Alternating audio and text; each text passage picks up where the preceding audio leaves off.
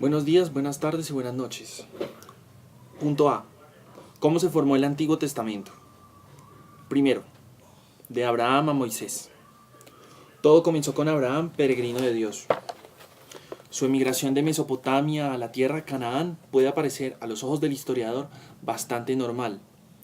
En los siglos XIX o XVIII a.C., la existencia para los clanes seminómadas como el de Abraham en los márgenes de los grandes imperios mesopotámicos se hacía cada vez más problemática. La búsqueda de pastos tranquilos podía llevar al patriarca de Ur a Harrán y después a Hebrón en Canaán. Mas todo auténtico llamado lee de diversa manera su propia existencia, incluso en sus mil imponderables condicionamientos. La marcha de Abraham fue una respuesta a la llamada de Dios. Cuando sucede tal cosa, y puede suceder por los caminos más diversos, la mayoría de las veces no demostrables documentalmente, el corazón del creyente es regenerado, su existencia sale transformada. Esta sí es documentable y queda allí como un signo ofrecido de la fe. Los patriarcas Abraham, Isaac y Jacob cuentan sus aventuras al atardecer delante de su tienda. Los hijos escuchan de la boca de sus padres una historia viva y pintoresca y aprenden una sublime lección. Su vida y su historia están en las manos de Dios, dirigidas por Él hacia un gran futuro que interesa a toda la familia humana. Estas tradiciones orales cargadas de verdadera inspiración religiosa y llenas de promesa, como todavía se puede reconocer actualmente en algunas páginas del Génesis, constituyen tal vez la etapa más primitiva y de la más compleja y multisecular formación del Antiguo Testamento. La familia de Jacob se traslada de Canaán a Egipto, donde su hijo José ha sido elevado al más alto rango de la corte del faraón, en el momento de la dominación de los hicsos, raza semita que ocupó el poder desde el año 1720 hasta el 1552 a.C. Después sobreviene un silencio que ocupará varios siglos. A veces la historia parece detenerse, especialmente cuando las cosas marchan bien.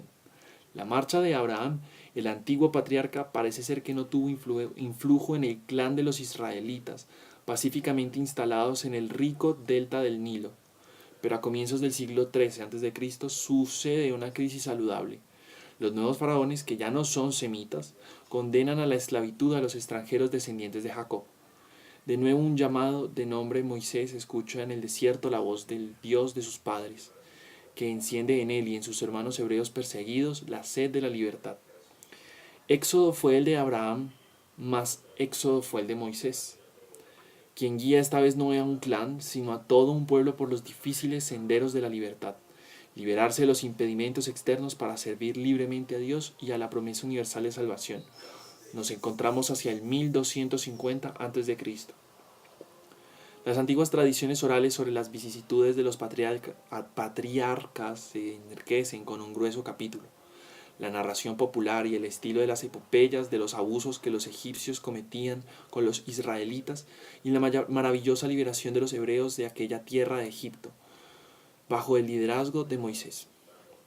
Dios de los padres ha roto el silencio y Moisés ha conocido su nombre, Yahvé, que significa el que está ahí, el que está presente, para actuar y llevar a cumplimiento su divina promesa, su antigua promesa. Se ha trazado un puente que une largos siglos. El Dios de Moisés es el mismo que el de Abraham, Isaac y Jacob. Dios ha pasado. Para salvar Israel pasa de la esclavitud a la libertad. Es la primera Pascua, que significa paso. Moisés guía a los liberados a través del desierto hasta el Sinaí, donde Israel vive una experiencia decisiva. Un pueblo entero oye la voz de Dios, que por medio de Moisés lo convoca y establece con ellos un pacto o una alianza, que quiere decir el Dios de Israel, para hacer de Israel el pueblo de Dios. Un pacto exige un documento escrito y Moisés lo redacta como testimonio de un compromiso comunitario y oficial. En la estructura del documento de la alianza se hallan las bases de la urdimbre de toda la Torá, el Pentateuco, Génesis, Éxodo, Levítico, Números y Deuteronomio. Una historia de elección y de salvación gratuita por parte de Dios. La ley como respuesta obediente a Dios que ha llevado a cabo la salvación, el rito que sigue al pacto, las bendiciones y las maldiciones, según se observe y se quebrante el pacto.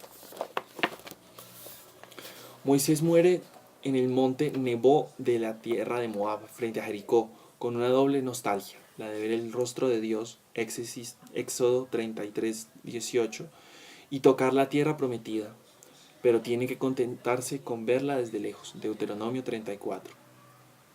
Buenos días, buenas tardes y buenas noches.